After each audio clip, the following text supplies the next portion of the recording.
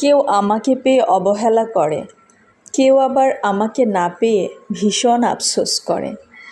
আর আমি কিনা যেচে গিয়ে সেই অবহেলা পেতেই মন বাড়িয়ে দেই।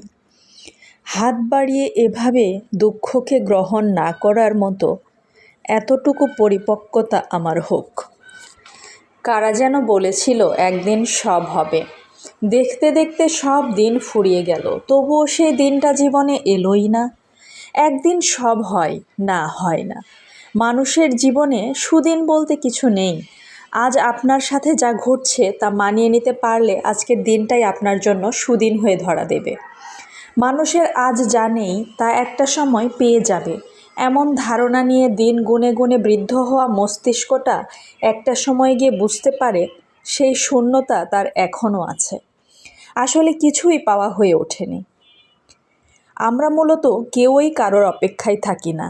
সময়ের সাথে সাথে আমরা নিজেদের ঠিক মানিয়ে নিই, ভিন্ন সময়ে, ভিন্ন উপায়ে কিংবা ভিন্ন মানুষে।